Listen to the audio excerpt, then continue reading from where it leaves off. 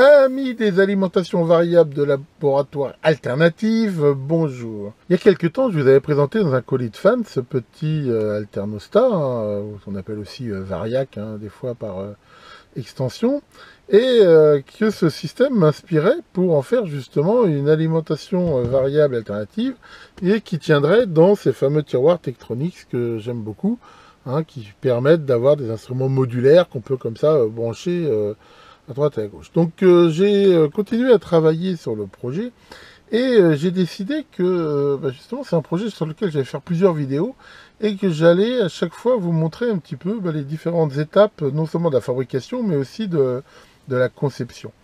Je rappelle que quand on conçoit quelque chose, enfin pas tout et n'importe quoi, c'est ce que je vais dire, c'est vrai pour les appareils électroniques, mais c'est vrai pour beaucoup de choses. Il faut bien sûr, dès le départ, savoir de quelles contraintes on a. Déjà, il est évident que si on doit concevoir quelque chose pour, je sais pas, une reproduction pour l'industrie, par exemple, ou quelque chose qui va être fabriqué en grande série, il va y avoir des contraintes qui vont être complètement différentes d'un prototype qu'on fait juste pour soi. Donc là, il est évident que ce que je vais vous montrer, c'est dans le cadre d'une réalisation personnelle, qui est pour moi, que je ne compte pas faire à plusieurs exemplaires, ce qui fait qu'il y a des tas de critères de choix qui vont par exemple être plus sur ce que j'ai en stock que sur le coût ou des choses comme ça. Alors vous allez me dire, ouais mais bon, si on veut faire la même chose, il y a très peu de chances déjà que, enfin il y a peu de gens je sais qui ont encore ces tiroirs, c'est quand même des vieux trucs, et trouver ce genre d'alternostat est pas non plus facile.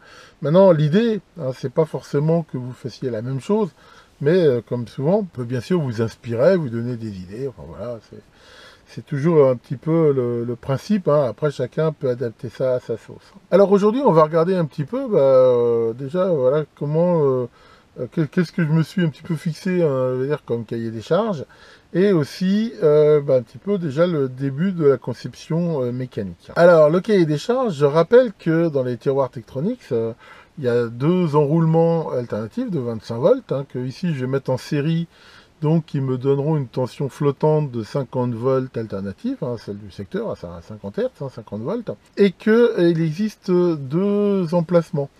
Sur certains racks, pas tous, il y a ce qu'on appelle un compartiment haute puissance. Ce compartiment haute puissance, il permet à ces enroulements de délivrer plus de courant, à peu près 1 ampère, alors que sinon c'est de l'ordre de, on va dire 500 milli à peu près.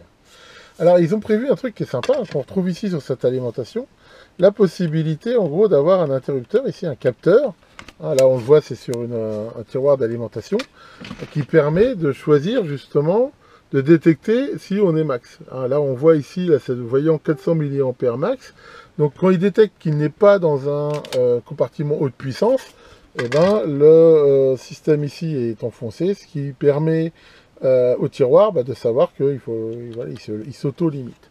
Donc ça, j'ai repris l'idée, de façon à ne pas risquer de faire des surcourants qui pourraient cramer le transfo de l'alimentation.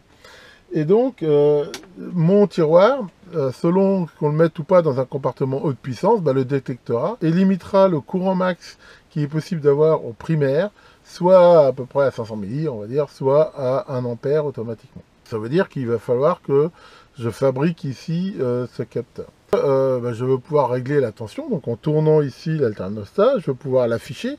Donc pour ça, il va me falloir un petit voltmètre capable d'afficher une tension alternative. Et je veux aussi bien sûr visualiser le courant consommé, sachant que là, on peut le visualiser de différentes manières, sachant que le courant consommé aussi, vu la puissance de ce truc, je pense qu'il ne faut pas non plus dépasser 1 ampère. Je n'ai pas exactement les caractéristiques, mais enfin, voilà, on va dire à peu près à vue de nez, ce qui fait que je limite aussi au maximum le courant à 1 ampère. Alors, j'ai pas fait une limitation de courant un petit peu comme dans le sens des alimentations continues qui va passer, je veux dire, en courant constant, mais là c'est plutôt un disjoncteur. C'est-à-dire, en gros, si on détecte plus de 1 ampère sur le primaire ou 400 milli selon l'emplacement, et un courant qu'on peut régler de 0 à 1 ampère sur la charge, le système disjoncte. Il ne faut pas oublier que c'est un transfo, c'est-à-dire qu'il n'y a rien qui empêche que si je suis même sur le compartiment 400 milli sur le primaire, voilà, je peux avoir plus d'1 ampère sur le secondaire, dans la mesure où transformateur, si on a moins de tension, on a plus de courant. Et donc, il y aura possibilité de régler le courant, on va dire, de disjonction, on va dire, entre 0 et 1 ampère. J'ai aussi prévu d'y mettre une sécurité thermique, hein, de façon, je mettrai un capteur ici, et si jamais le système chauffe trop, et ben pareil, ça m'indiquera et ça coupera par sécurité. Alors, voilà le tiroir. Alors moi, ce que je fais, c'est que je récupère souvent, comme on peut le voir ici, je vais reculer un petit peu, des vieux tiroirs, hein, des tiroirs soit d'oscilloscope série 5000, soit des tiroirs HS, hein, et je garde en fait les profilés, hein, ici.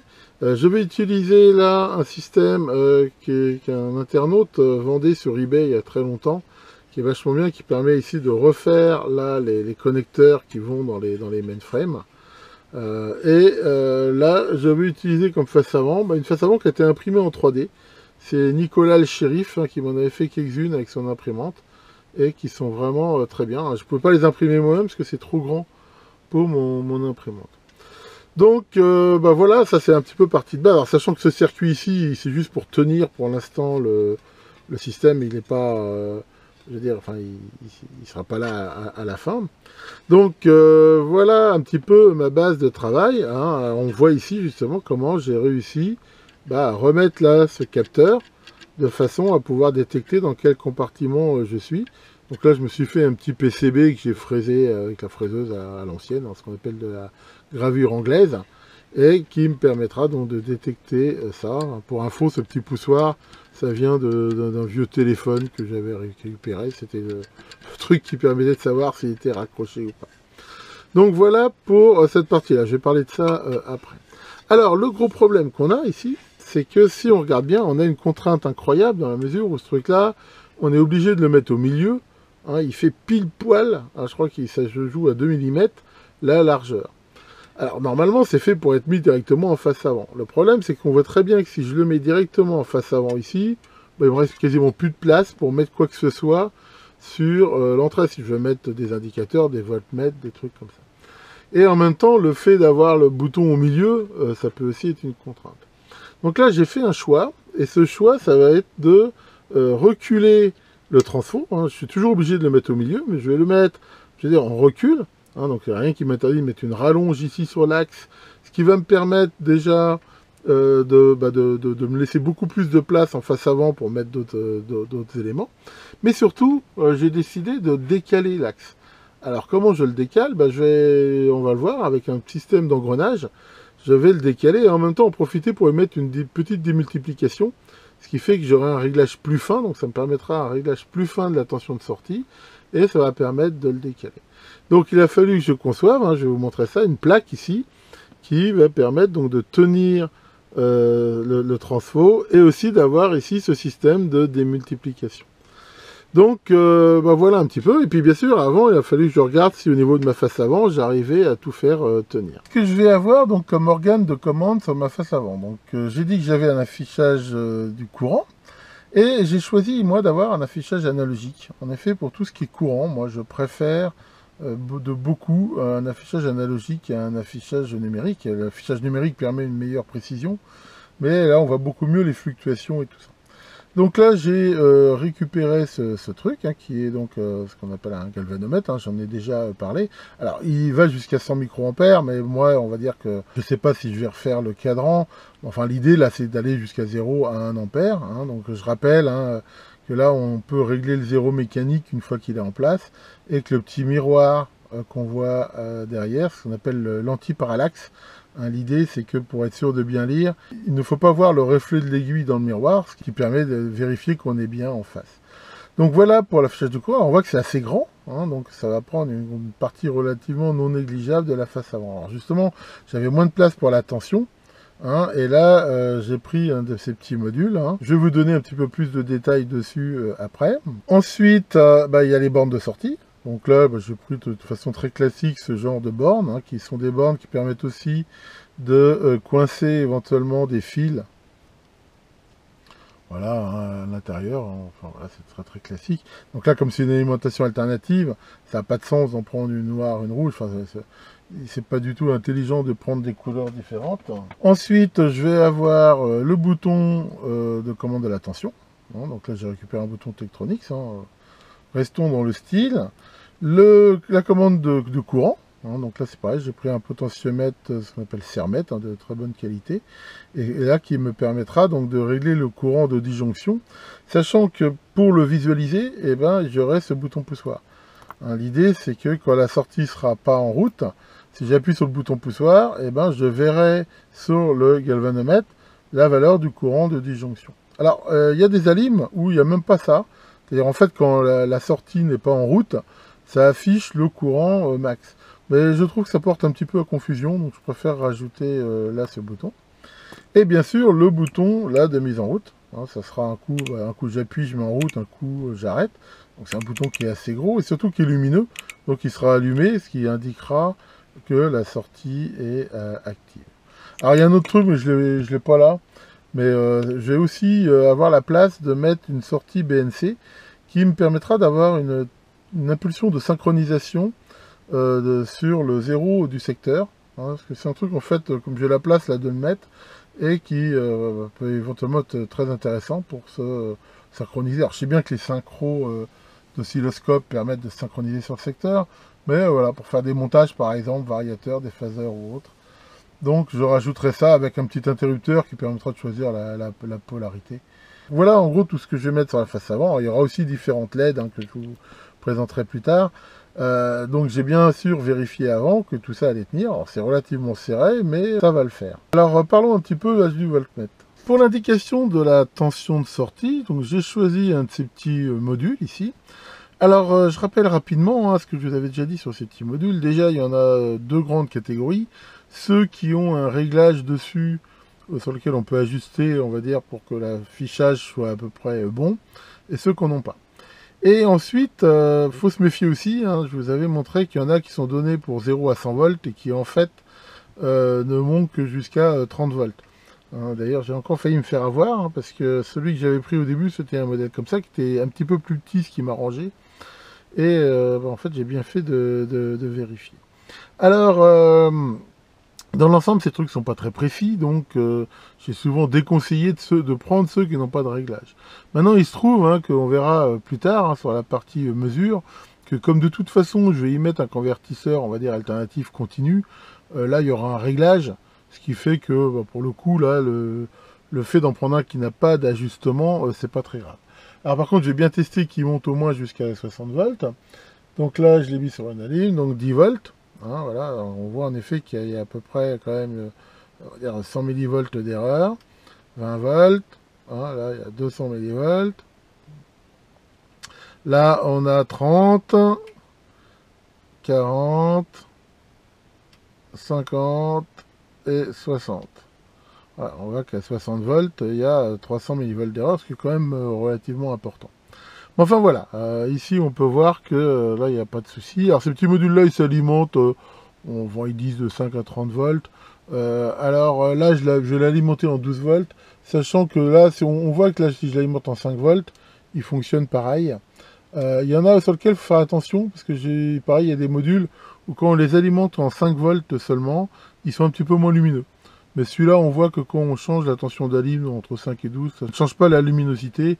Bon, je mettrai bien sûr un filtre vert devant pour améliorer le contraste. Donc voilà, ça c'est ce qui fera l'affichage de la tension. Donc comme j'ai dit, il a fallu que je fasse ce système-là pour donc tenir l'alternostat.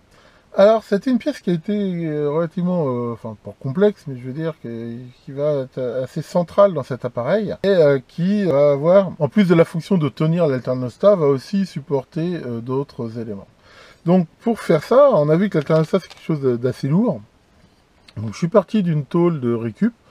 C'est une tôle que j'ai récupérée dans un PC, dans je sais pas quoi, et que donc j'ai usiné. Alors pour info, hein, pour l'usinage, hein, pour faire les différents trous, j'ai énormément utilisé ce genre de forêt, hein, que je vous ai déjà montré, hein, qui permettent vraiment de faire des trous dans de la tôle comme ça, qui n'est pas épaisse, sans ce qu'on appelle engagé, hein, ça le fait vraiment très bien. Et après, pour les trous importants, justement, j'ai aussi utilisé ce genre de choses, qui fait ça très très bien aussi, hein, qui permet vraiment d'avoir des diamètres relativement importants. Et j'ai bien sûr aussi usé et abusé de cet ébavureur qui permet voilà, de faire des trous après très propres et sans bavure. C'est vraiment important. Alors pour le fixer sur le tiroir, j'ai choisi, ce que je vous ai aussi souvent montré dans ces QDN, ces espèces de petits inserts là, qui permettent de vraiment faciliter le montage, parce qu'on comprend bien que si j'avais mis des écrous, ça n'aurait pas été très très facile au niveau du montage, sachant bien sûr que, comme on peut le voir là, de façon à ce que ça ne dépasse pas, j'ai utilisé des vis fraisées, voilà, ce qui va permettre donc de mettre la plaque ici entre les deux montants. Alors pour le système mécanique, il faut bien sûr que ça tourne plutôt bien. Donc là on a l'engrenage qui va se mettre sur l'alternostat, donc on voit qu'il est plutôt grand. Et ici un plus petit qui va être l'axe pour le manipuler. Et on voit bien qu'il y a une démultiplication dans la mesure où on voit bien le rapport de diamètre. Je voulais que ça tourne bien et sans accroc, donc là j'ai fait un système avec des roulements à billes. On voit que c'est des roulements à épaulement. Ce qui permet en gros de les monter voilà, comme ça face à face. Ça ne bougera pas et ça vient se mettre, on va le voir une fois monté comme ça pour le tenir. Ensuite, bien sûr, pour ramener l'axe sur le devant du bouton, il me faut une rallonge. Donc là, je vais prendre cette tige qui en plus, vu que ça vient déjà d'un truc Tektronix, ira pile poil là dans le bouton de commande. Et bien sûr, de façon à ne pas avoir de point dur, et j'ai utilisé ce petit coupleur, je vous en ai parlé, c'est une sorte de mini, enfin c'est pas réellement un cardan, mais je veux dire, voilà, c'est un système qui permet de compenser les défauts d'alignement pour éviter des points durs. Donc une fois monté, je vais vous montrer, vous allez bien voir comment ça se présente. Alors là, j'avais aussi besoin de pouvoir tenir le circuit d'alimentation. Je veux que cette alimentation alternative elle soit flottante, c'est-à-dire qu'elle soit indépendante de la masse, ce qui fait que le système d'alimentation doit l'être lui aussi. Donc là, je vais utiliser ces petits convertisseurs qui vont me donner, à partir de la mise en série des deux alignes 35 volts du tiroir, une tension symétrique plus et moins 12 volts. Et donc ça, je vais la mettre sur un petit PCB d'alim. Et pour vérifier la tension au primaire, j'ai décidé d'utiliser ces petits modules là, qui sont des ACS 712, je vous avais aussi déjà présenté, qui permettent sans aucune perte, avec un système à effet Hall, de mesurer le courant. Donc ce petit module, je vais aussi le fixer grâce à ces petits systèmes de fixation là. Et ensuite, bien sûr, il faut prévoir le passage d'un certain nombre de fils. Et là, il faut aussi, bien sûr, utiliser ce qu'on appelle des passe-fils. Pourquoi? Parce que si on n'utilise pas des passe-fils, le risque c'est que les fils là, ils frottent sur les arêtes et c'est jamais très très bon. Donc là, ça permet vraiment d'éviter ça.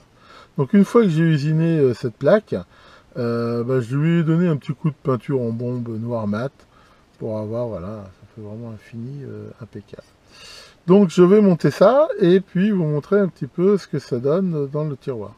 J'ai monté tout le système, donc comme on peut le voir, l'engrenage ici est pris donc en sandwich entre les deux roulements, sachant que j'ai rajouté ici une petite rondelle élastique, ce qui fait qu'il n'y a aucun jeu comme ça. Et voilà, comme on peut voir, ça tourne très très bien. Voilà, et ça permet donc un réglage ici très fin de la tension. Décale bien l'axe comme je voulais. J'ai aussi rajouté ces deux trucs là, enfin la vis qui est là. Et voilà, je vais mettre en place et vous allez voir pourquoi j'ai rajouté ça. Et bien voilà, donc j'ai fini, on va dire, ce premier montage à blanc. Donc j'ai bien sûr fait l'essai pour voir si ça tenait. Et voilà, on voit qu'il n'y a vraiment rien de trop, mais ça touche pas. Ça force pas sur les bords, donc ça tient bien, ce qu'avaient montré mes calculs. Je serais assez vénère si maintenant je m'apercevais que ça rentrait pas. Donc on va maintenant le voir. Je rappelle que les tiroirs comme ça, ils ont des flancs qui font aussi office de blindage, qui se clipsent sur les côtés.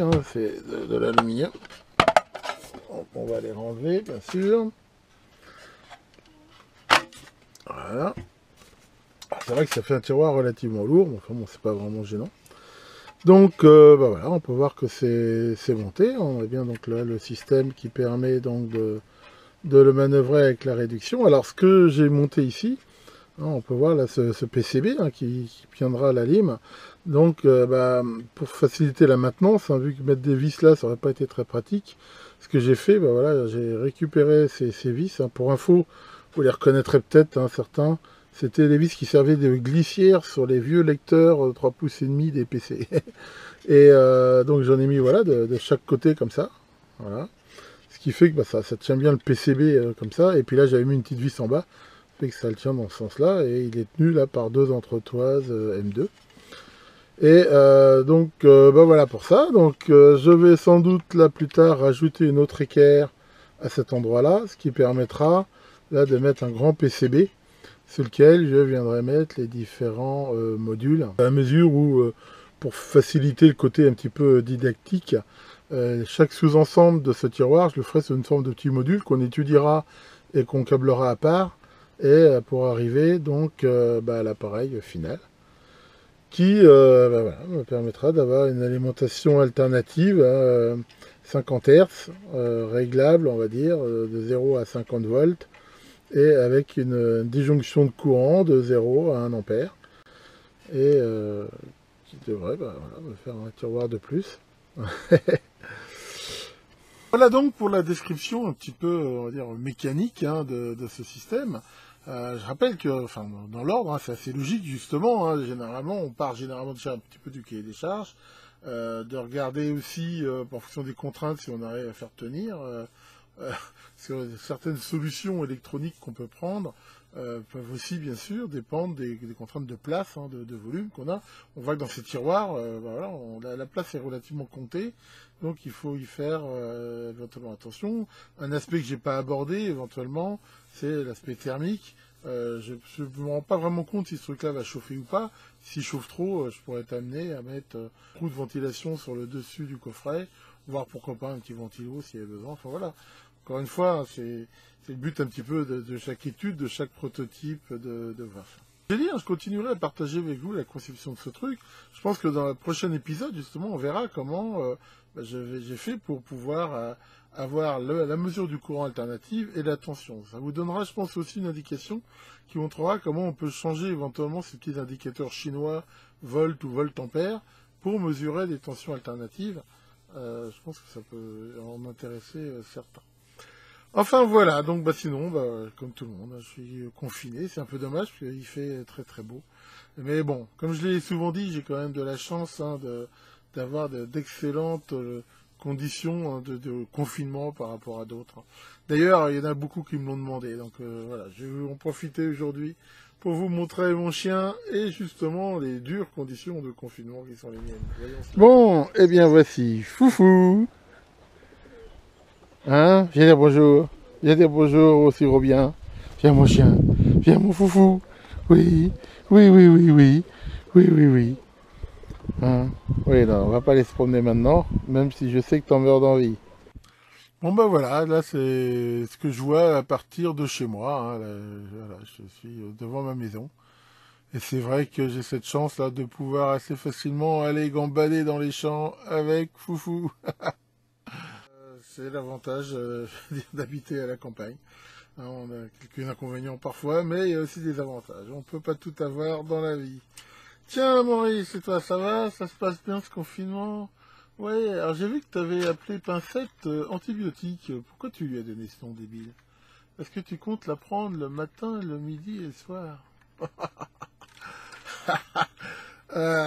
Quel obsédé. Alors, toi, Maurice, un jour, voilà, ça, le confinement, tu t'occupes. Hein.